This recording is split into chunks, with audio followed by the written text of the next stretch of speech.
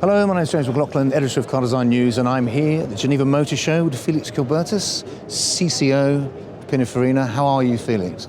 I'm good, glad to be here in Geneva. It's 2024.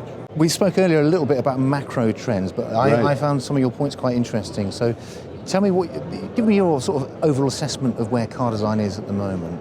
So we see many things happening at the same time at the moment. So I would say that we are at the moment still in a moment of brand over product in a certain sense. Mm-hmm. So we see a very, very strong focus on brand and DNA and certain things.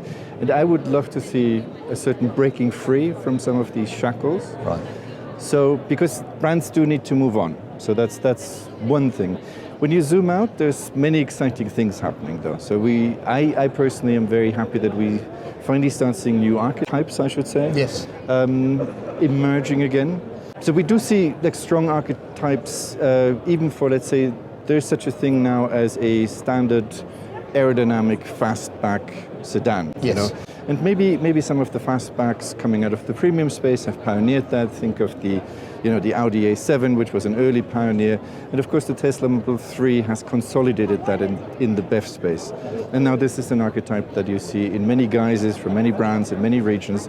So I think that is maybe one first counterpoint to the SUVification of everything, if that can be a word. So, and of course we see still the dominance of the SUVs, and it's become a point now where that has almost become meaningless as a category, because there's everything now exists as an SUV. So it's not really a category anymore that is cohesive. There's almost nothing in common with an A-segment SUV to a super premium SUV. So it's the end of a journey. I think we've seen peak SUV. What I'm excited about is that we see a re-emergence of certain body types. So I'm excited, for example, about the new luxury monovolume, for lack of a better term. So we see that coming out of China and Asia in particular, and that seems to have a high potential for many regions potentially. I guess the obvious example is the Zeekr 009, or 009 I think it's called, which is very Bond-esque kind of nomenclature.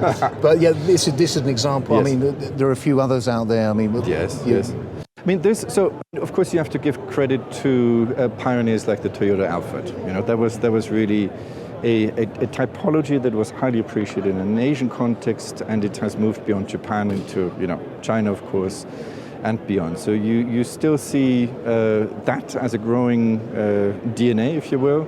Lexus introduced it to the European market, which was a huge surprise. Always happy to see bold moves from companies like that. Yeah. And we see fairly modern, fairly reduced, almost futuristic takes on it. I believe the Li Auto Mega is a good example of in that space. Yes, absolutely. I mean, that Li Auto Mega is it is what it says. It delivers on the Mega.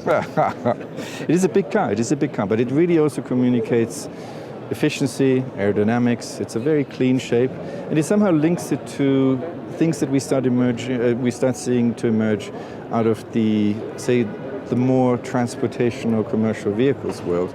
When you think of some of the wonderful work coming from Canoe, for example, I mean, I think there's this space now where finally we're starting to see a sort of a smart, reduced, yet somehow human way of looking at a vehicle. And it becomes, luckily in this case, it becomes product first and brand second. And I'm a little excited about that, going away from overt over-branding, because I think we've seen a lot of over-branding recently. So anything that goes somehow against that makes me excited, makes me feel excited. Great stuff. It is a fascinating moment, and thank you very much for sharing some thoughts today, Felix. My pleasure.